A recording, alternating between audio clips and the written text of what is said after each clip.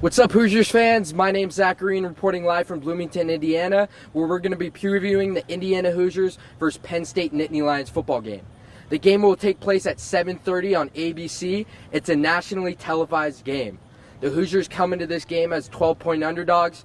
The Hoosiers are 2-2 on the season, while Penn State is 4-0. Penn State is the fourth-ranked team in the country. They will be playing at home, and the Hoosiers will be looking for an upset. If they can pull off this upset, they'll be right back in the AP Top 25, and Bloomington will go crazy.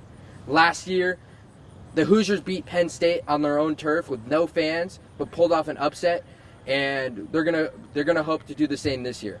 So, with that being said, let's get right into the video.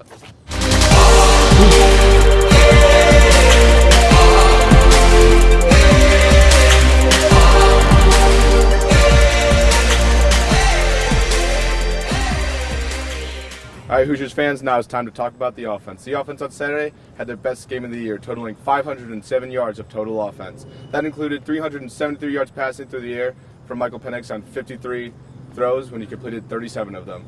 Running back Stephen Carr also had 109 yards rushing and 2 touchdowns.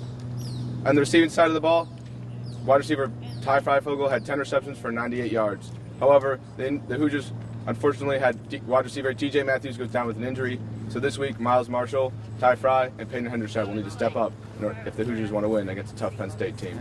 As far as this week goes, the Hoosiers' key to a win is communication. It's going to be really loud in Beaver Stadium this weekend, and while the Hoosiers will try to implement crowd noise into their practices, it won't be loud enough. So the Hoosiers will need to communicate, think on the fly, and be ready for a packed house at Beaver Stadium this weekend. This week, the Hoosiers had 4 field goals when they had long drives going down the field.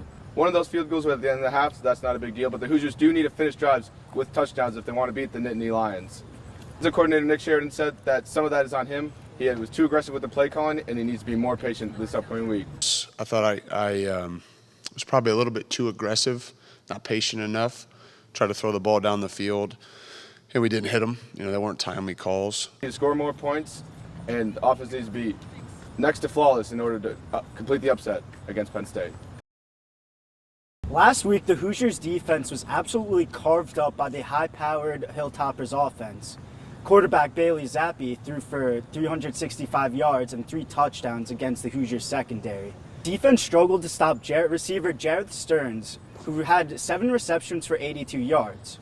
Next week, they'll face a much tougher receiver in Jahan Dotson. Dotson has 27 catches for 362 yards and 4 touchdowns in the first 4 games of the season. Good things happen when he gets the ball. He's very explosive and athletic. He could take a 6-yard catch and make it into a 90-yard touchdown. Throwing Dotson the ball will be quarterback Sean Clifford. Clifford started last year for the Nittany Lions when they played Indiana in the opening game. However, that was last season. Clifford has been much improved this season, and defensive coordinator Charlton Warren has already said that he will not look at the tape from last year to prepare for this upcoming week.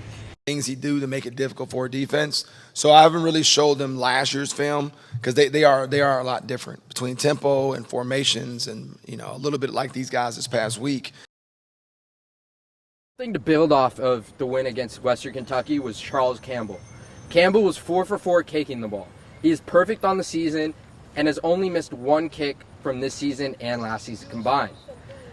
In the post-game press conference, he stated that he needed a breakfast ball after missing his first kick, but Western Kentucky was offsides. So going into Penn State and with their rowdy crowd, I think Charles Campbell is up for the task. Another key to a Hoosiers victory is offensive coordinator Nick Sheridan needs to get creative. During the Hoosiers' first drive this past Saturday, he did get creative, drawing up a flea flicker to Peyton Hendershot. He's going to need to do the same, if not more. This Penn State Nittany Lions team is very, very well coached. In order for this Hoosiers team to stay in this football game on Saturday, they cannot afford to have more than 1 turnover. When this team turns over the ball, they do not win. This is why it'll be very important for the offensive line to protect quarterback Michael Penix and give him enough time to throw. When Penix gets enough time and feels comfortable in the pocket, this offense gets sort of a good rhythm and succeeds. Like we said before, the game is at 7:30 p.m. Eastern Time on ABC. It's a nationally televised game as the Hoosiers travel to University Park to take on the number 4 team in the country in Penn State.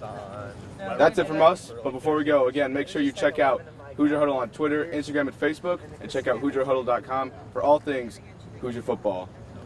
That's it from us. We'll see you next week. Go Hoosiers.